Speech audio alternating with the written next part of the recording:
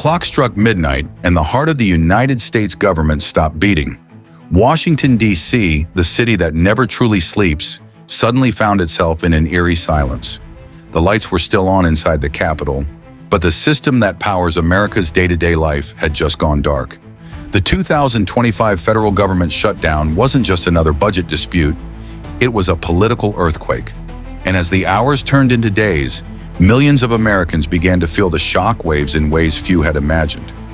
What exactly happened? Why did one of the most powerful governments on earth decide to turn itself off? And what's really happening behind the closed doors of Washington's marble halls? It all began with something deceptively simple: money. Every year, Congress must pass spending bills to fund federal agencies, from defense and education to national parks and food safety. When lawmakers can't agree, those agencies lose the legal authority to spend money, and the government is forced to shut down. This time, it wasn't just about spending, it was about power, control, and the future direction of the country. Both parties saw an opportunity to draw a line in the sand, and neither wanted to back down. In the weeks leading up to the shutdown, tension in Washington had been building like static before a storm. Negotiations broke down over a handful of controversial issues: healthcare subsidies, immigration spending, environmental programs, and cuts to federal agencies that some argued were bloated, while others said they were essential. Each side believed they were fighting for the soul of America. The result was political paralysis, and when the clock hit midnight on October 1st, the paralysis became real. Across the country, the impact was immediate. Federal workers woke up to find their email access revoked, their offices locked, and their paychecks frozen. Nearly 1 million workers were furloughed, told to stay home with no pay until further notice. Hundreds of thousands more were required to work without pay, their labor deemed essential to public safety or national security. They showed up anyway, running airports, guarding borders, inspecting food, and managing disaster response, all while wondering when or if they would be paid again. The images spread quickly. National parks with gates chained shut, families turned away from monuments, trash piling up at tourist sites, small businesses near federal installations reporting sudden losses. Research projects halted mid-experiment, and behind it all, politicians trading barbs on television while ordinary people bore the cost. Inside Washington, the atmosphere was electric and cold at the same time. On one side of Capitol Hill, party leaders met in dimly lit rooms, phones buzzing with messages from donors, lobbyists, and furious voters. On the other, exhausted aides scrolled through endless spreadsheets, looking for places to cut, shift, or delay funding to buy time. Every senator, every representative seemed to have a camera in front of them, each one blaming the other side for the mess. But what the public didn't see was the quiet calculation happening away from the microphones. The administration saw an opening. A shutdown could be used not just as leverage, but as a weapon. It was a chance to reshape the federal workforce, to squeeze agencies that had long resisted cuts, and to reward allies while punishing critics. Some funds were quietly frozen, others were redirected. Governors in opposition states began receiving letters warning that federal support for infrastructure and energy projects might be suspended. It was a message disguised as policy: cooperate or you're on your own. Behind closed doors, tempers flared. In the White House Situation Room, advisors debated how far to go. Some urged compromise, worried about public backlash and financial fallout. Others argued that this was the perfect moment to force a structural overhaul, to shrink government once and for all. Late-night meetings stretched into the early hours as cabinet secretaries weighed which agencies could survive the longest without funding. One official reportedly described it as controlled demolition. Meanwhile, in the homes of federal workers, families were making grim calculations of their own. Mortgage payments, tuition bills, medical costs. Without paychecks, every dollar mattered. Some began taking temporary jobs. Others borrowed against savings. For contractors, the situation was even worse. Unlike federal employees, they wouldn't receive back pay once the government reopened. For many of them, every day of shutdown meant money permanently lost. As the shutdown entered its first week, the ripple effects deepened. Air traffic controllers and TSA officers, working without pay, began calling in sick from exhaustion and stress. Delays at airports grew. Farmers couldn't get assistance from the Department of Agriculture. Veterans struggled with delayed benefits. Even the financial markets began to wobble. Investors don't like uncertainty. And in Washington, uncertainty had become the new normal. The public mood started to sour. Polls showed frustration across the political spectrum. People were angry, not just at one party, but at the entire system. Late-night hosts mocked Congress. Protesters gathered outside the Capitol, carrying signs that read, "Do your job." But even as the outrage grew, neither side seemed ready to bend. Each believed that the longer they held out, the more the other would suffer. Inside the Senate, negotiations became theater. Speeches were made for the cameras, not for compromise. Behind the scenes, senators who once worked together across the aisle stopped even speaking. Staffers leaked drafts of proposals to the media, hoping to sway public opinion. Some senators secretly met in private residences, away from reporters, trying to craft a face-saving deal. But every time progress seemed near, partisan pressure from the extremes of both parties blew it apart. The president framed the shutdown as a necessary reset, a way to stop what he called runaway spending and bureaucratic bloat. Critics called it political blackmail. In televised addresses, he painted the picture of a bloated government that had lost touch with ordinary Americans. He argued that short-term pain was necessary for long-term reform. Supporters rallied behind the message. Detractors saw it as an attack on democracy itself. As the days dragged on, the economy began to feel the strain. Small businesses dependent on federal contracts froze hiring. The tourism industry around national parks and landmarks reported losses in the billions. State governments scrambled to fill the gaps. Some states dipped into emergency funds to keep vital programs running. Others begged Washington for clarity on when relief might come. Economists warned that if the shutdown continued for more than 3 weeks, it could push the country toward recession. But warnings alone weren't enough to end the standoff. In the media, analysts speculated about who was really winning. Some said the president had seized control of the narrative by portraying himself as a reformer taking on the system. Others believed Democrats were gaining ground, positioning themselves as defenders of workers and essential services. But to most Americans, the so-called winners didn't matter. What mattered was that their paychecks had stopped, their benefits were delayed, and their government had failed them again. Then came a new twist. Reports surfaced that the administration was preparing to make some furloughs permanent, turning temporary shutdown pauses into layoffs. For decades, shutdowns had always been temporary. Once funding returned, employees came back. This time, officials hinted that some agencies might not reopen in full. That possibility sent shockwaves through Washington.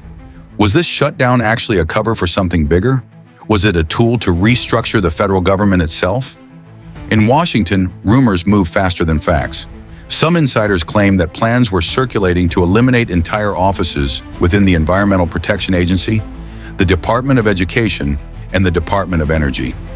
Others said the Defense Department was quietly shifting funds to protect certain programs. The lack of transparency fueled panic. Without clear information, speculation filled the void. Conspiracy theories flourished online. The phrase "behind closed doors" started trending across social media as people demanded to know what deals were being made in secret. On the 11th day, cracks began to show. Moderate senators from both parties started holding joint press conferences, calling for a temporary reopening to relieve the pressure on families. Business leaders from across the country sent an open letter to Washington warning that the shutdown was damaging investor confidence. The stock market dipped again. International partners began expressing concern, with some questioning whether the United States could still be relied upon as a stable economic leader. The pressure was mounting, but not enough yet to break the stalemate.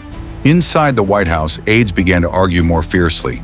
Some urged the president to declare victory and end the shutdown before it damaged his credibility. Others pushed him to hold firm, convinced the opposition would fold first. Each day, the balance of power shifted slightly, depending on polling numbers, economic data, and the headlines dominating cable news. The human cost kept climbing. Federal employees stood in long lines at food banks, their uniforms still on, embarrassed and angry. Some broke down in tears during interviews. Small business owners in Washington, D.C. reported losing up to 60% of their revenue. Parents working for federal agencies began skipping meals so their kids could eat. In some communities, local restaurants began offering free meals for government workers. It was a portrait of resilience and quiet despair. As the second week turned into the third, the cracks in Washington widened. Internal dissent began surfacing in both parties. Some lawmakers, once loyal to their party leadership, started to rebel. They were hearing from their voters, people who couldn't pay rent, who couldn't afford medication, who didn't care about ideology. They just wanted the government to work. That pressure began to shift the tone. Talks that had stalled started again. Proposals that were once dismissed out of hand were quietly revived. But the most dramatic developments were still unfolding out of sight. In a secure room beneath the Capitol, a small group of negotiators met off the record. They weren't there to posture or perform. They were there to cut a deal. Their discussions were tense, quiet, and careful. They knew that if word leaked too soon, the extremists in both parties would kill any chance of compromise. Over several nights, they drafted a framework, a short-term funding bill that would reopen the government for 6 weeks, with a promise of future negotiations on long-term reforms. It wasn't ideal, it was survival. At the same time, public demonstrations grew larger. Tens of thousands gathered outside the Capitol demanding an end to the shutdown. Federal workers marched shoulder to shoulder with union leaders, veterans, and small business owners. Their chants echoed through the marble corridors, a sound that even the thick walls of Congress couldn't completely drown out. Lawmakers began to feel the pressure, not just from the public, but from within their own ranks.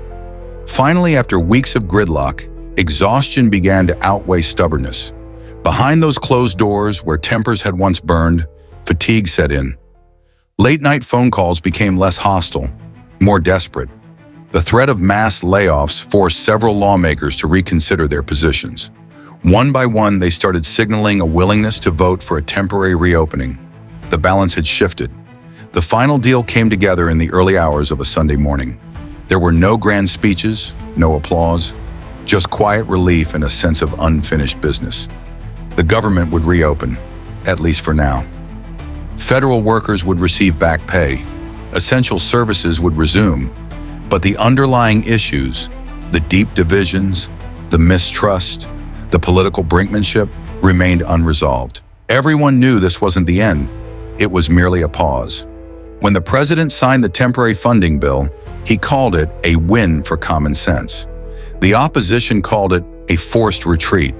In truth, it was neither. It was a ceasefire in a war that would almost certainly flare up again. But for millions of Americans, it meant paychecks, stability, and a moment to breathe. As Washington returned to its usual noise, analysts began dissecting the aftermath. The economic hit was estimated in the tens of billions. Federal agencies faced backlogs that would take months to clear. Public confidence in government sank to a new low. And for many Americans, the question lingered: how did we let it get this far? Behind closed doors, political strategists were already thinking about the next fight. Each side planned to use the shutdown as ammunition for upcoming elections. The narratives were being written in real time, one of standing up to wasteful spending, the other of defending working families from political hostage-taking. The cycle would continue because in modern Washington, every crisis is a campaign. But beneath the politics, the shutdown revealed something deeper, a truth about how fragile democracy can be when trust erodes. It showed that even a nation as powerful as the United States can grind to a halt when its leaders choose confrontation over compromise. It reminded everyone that government isn't an abstract idea. It's millions of people doing millions of small, vital tasks that keep society moving. And when that machinery stops, the consequences are real. As the cameras packed up and the headlines faded, the damage lingered. Some agencies never fully recovered. Some workers never returned. Families carried debt from missed paychecks. Businesses closed their doors for good. For them, the shutdown wasn't politics, it was personal. In the end, what happened behind those closed doors was both a power struggle and a warning. It was a reminder that governance built on brinkmanship will always lead to collapse. That real leadership requires not just conviction, but compromise. And that the greatest cost of political gamesmanship isn't measured in dollars. It's measured in trust lost. For now, the lights in Washington are back on. The gears of government are turning again. But the echo of that midnight silence still hangs over the city, a chilling reminder that the next shutdown may not be far away. Because as long as politics rewards conflict more than cooperation, America will keep returning to the brink, one deadline at a time. And so, as the nation exhales and returns to its routines, one question lingers in the air. How many more times will it take before those in power finally learn that when the government shuts down, it's not just offices that close, it's faith, it's stability, it's the very idea of unity itself.